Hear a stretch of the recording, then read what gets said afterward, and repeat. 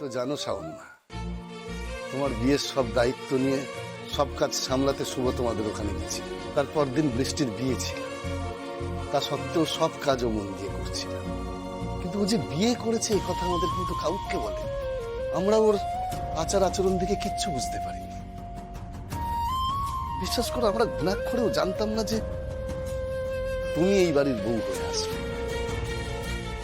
সেটা কেন হলো, কি করে হলো জানতে চাইব না, বরং যেটা হয়ে গেছে সেটা নিয়ে ভবিষ্যতে কি করা যায় সেটাই ভাবছি।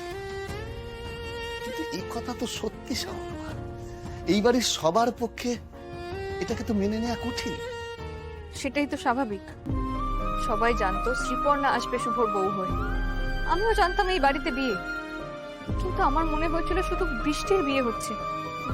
এখন যদি একবারও আন্দাজ পেতাম শ্রীপর্ণা আর শুভর বিয়ে ঠিক হয়ে গেছে, তাহলে হয়তো এই মিথ্যেটা না বলে অন্য রাস্তা খুঁজতাম। এখন সবার মন জয় করার একটা রাস্তা তোমাকেই খুঁজে বের করতে হবে। এই যে সবাই প্রত্যেকদিন তোমাকে এভাবে খোঁচা মেরে কথা বলছে, আমি যথাসাধ্য চেষ্টা করছি এগুলো থামানোর, কিন্তু এখনো তো সবার মুখ পুরোপুরি বন্ধ করে দিতে পারছি না। না, তাই জন্যই তো সবাই যা বলছে সেটা তো আমার দোষেই বলছে কাকু।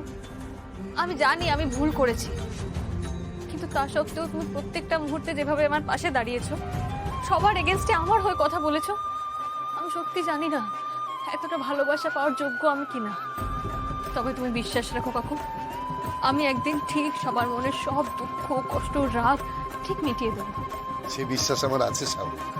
আমি জানি সময়ের সঙ্গে সঙ্গে সব ঠিক হয়েছে, কারণ তুমি ঠিক তোমার মায়ের মতো সব প্রতিকূল পরিস্থিতি মানিয়ে নিয়ে চলছো। এই বাড়িতে অনেকে অনেক কটু কথা বলছে তোমায়, তা সত্ত্বেও তুমি কি সুন্দর সব মানিয়ে নিয়ে চলছো।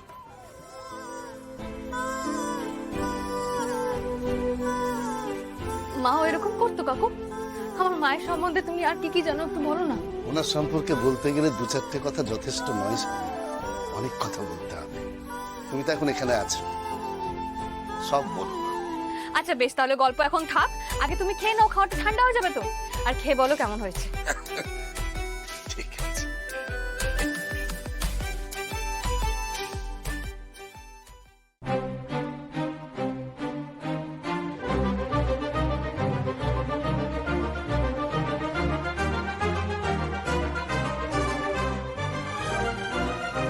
খুব ভালো হয়েছে, দারুণ খেতে হয়েছে।